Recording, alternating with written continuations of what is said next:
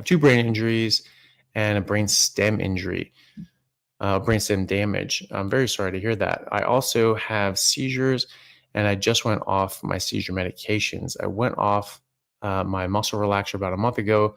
Can I get your thoughts? Well, I suppose I have to do a bit of guesswork here. Have seizures and went off my seizure medication.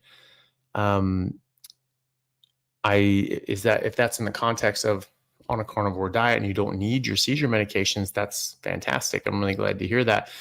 Ketogenic diets in general will improve the outcomes from traumatic brain injury recovery. That's in the clinical literature, and we've known that for years. And so, as I was mentioning before, you really need ketones for your brain, for development, but also for regeneration, regrowth, and repair, and just your normal maintenance. You need the ketones to build the physical structures, and the ketones also to power your brain optimally. And it also reduces inflammation and further damage that can happen in cases of injury as well, because ketones directly suppress inflammation. And then you're getting all these other sorts of wonderful things for your brain, like B12, vitamin D, DHA, EPA, arachidonic acid, all these other sorts of things that are very, very, very necessary and beneficial to the brain. So they all really help. And we've been treating epilepsy for a century now with ketogenic diets, animal-based ketogenic diets, high-fat, meat-based ketogenic diets, like a carnivore diet. And so a lot of people are finding that they can improve their epilepsy or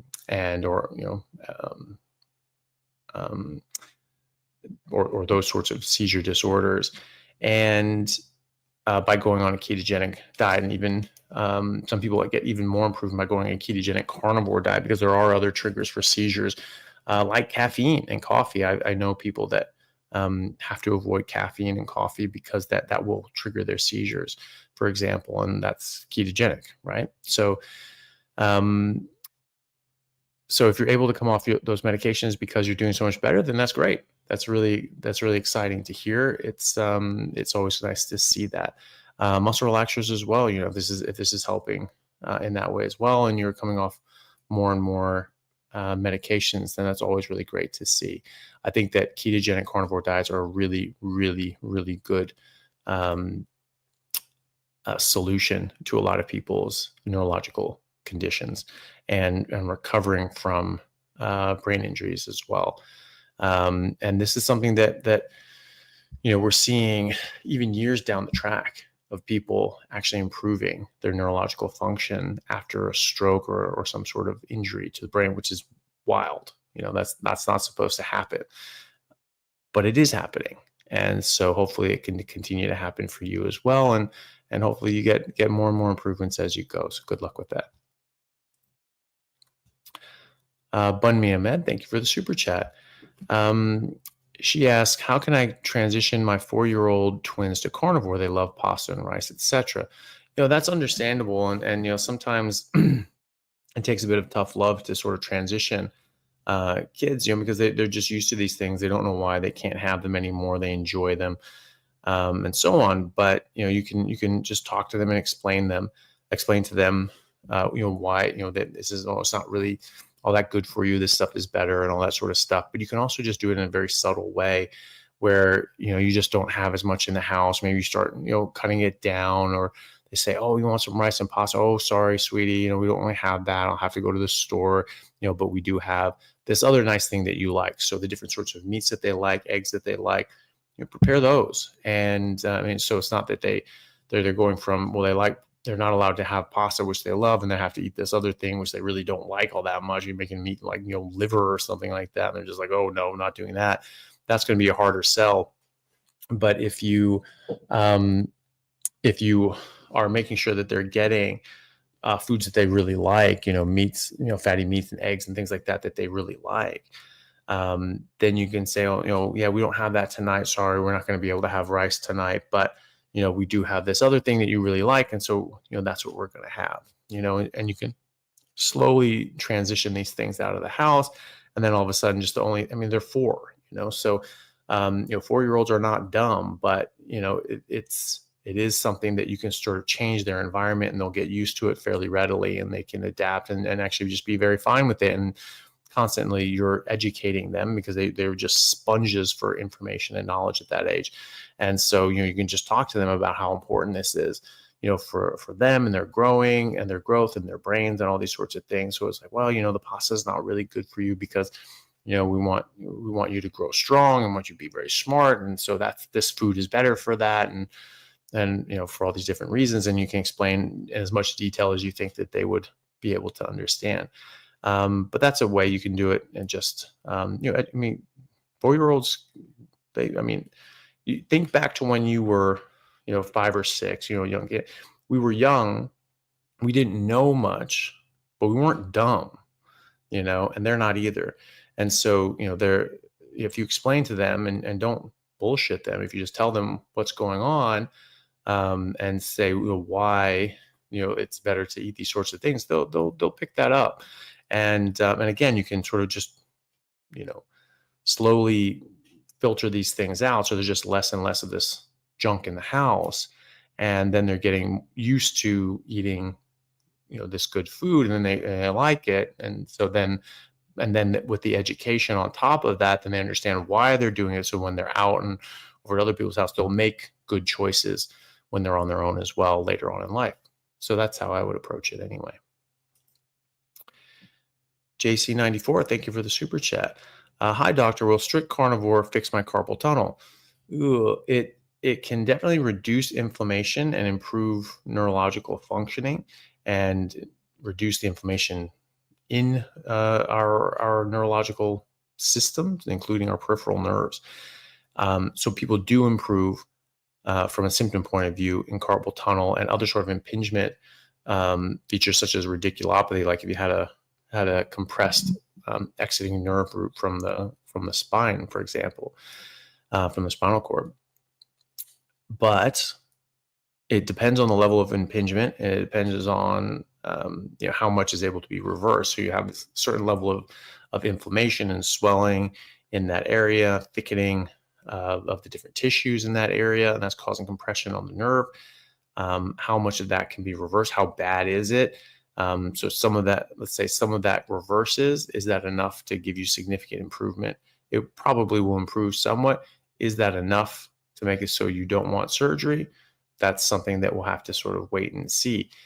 Carpal tunnel surgery is piss easy. It's just one of the more basic surgical procedures that exists. There's almost every surgical specialty does this. General surgeons can do it. Orthopedic surgeons can do it. Neurosurgeons do it. Like there's all sorts of, it's very, very straightforward. It's just a little incision right here. You just sort of dissect up and cut off, that sort of the thick ligament that's trapped over there. You just make sure you get all of it and make sure the nerve's free and clear. Don't cut anything that's not supposed to be cut. Stitch it up and you're done. It's it takes minutes, yes, you have a wound there and you need to sort of recover from that, but it's a pretty straightforward recovery, especially when you're carnivore. But it could very well be that you can avoid all that in the first place, and improve your certainly will improve your inflammation and neurological function in a number of other ways.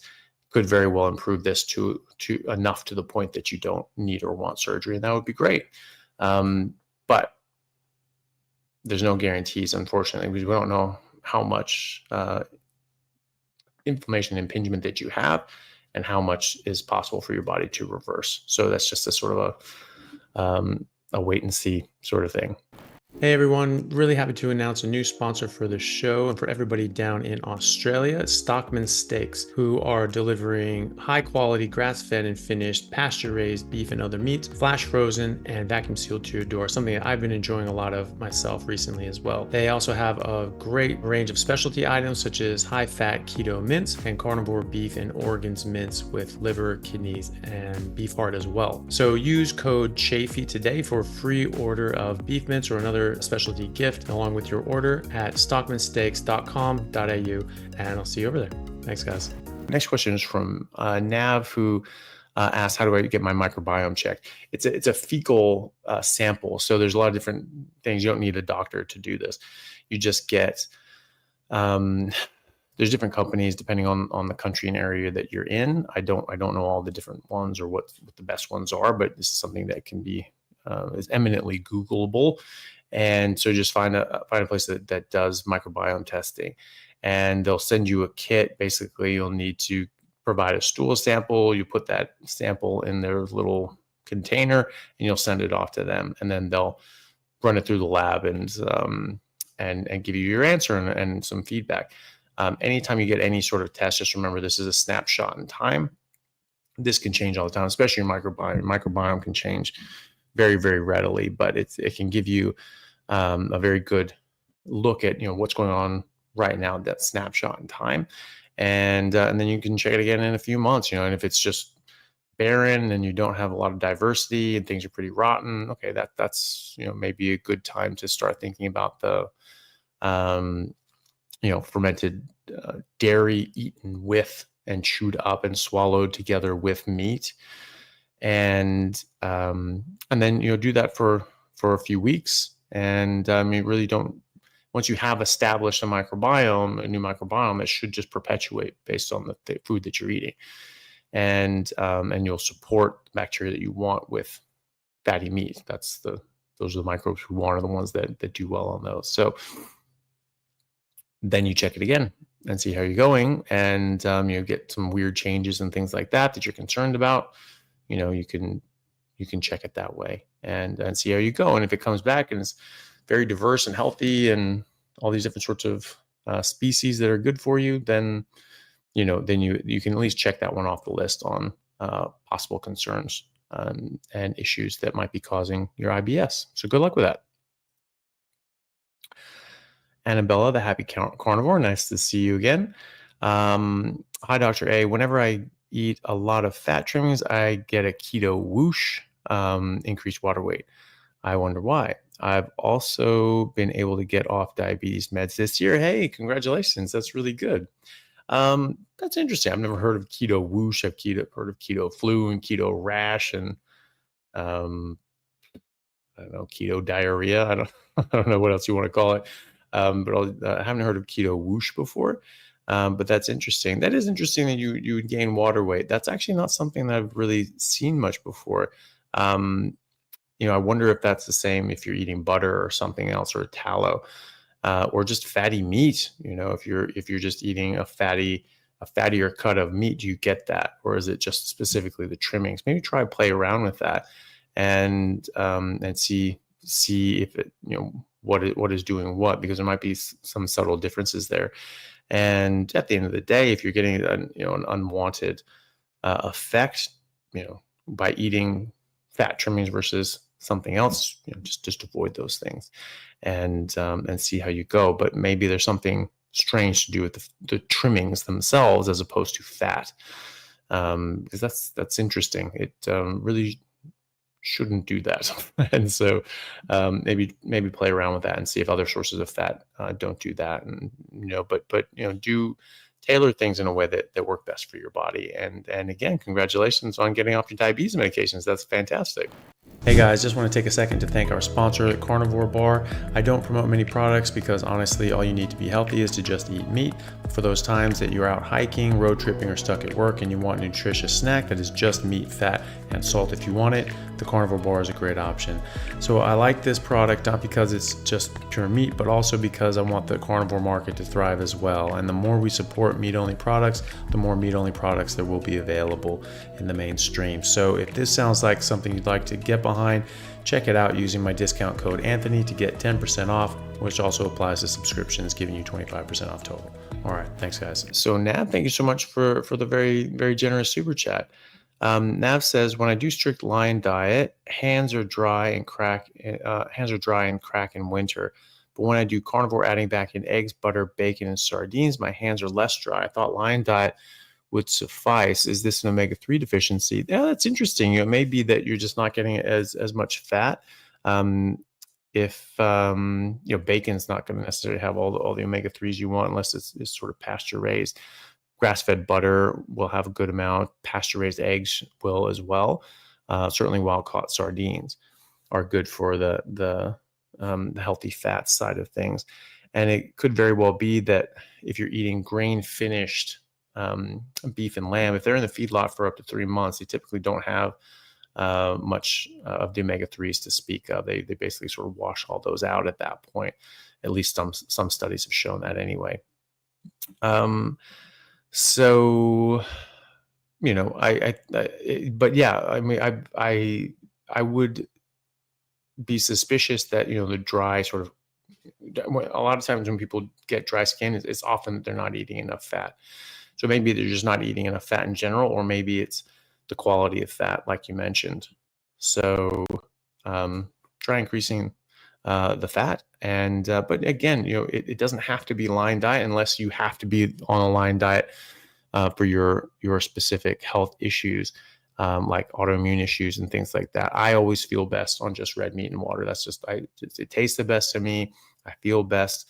I don't have any autoimmune issues. I don't have any specific health issues that I have to deal with. I just feel better in general. So I just naturally gravitate there anyway.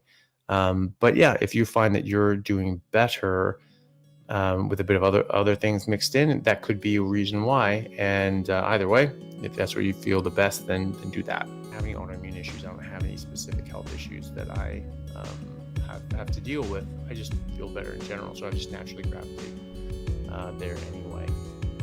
But yeah, if you find that you're doing better with a bit of other things mixed in, that could be a reason why. And either way, if that's where you feel the best, then do that.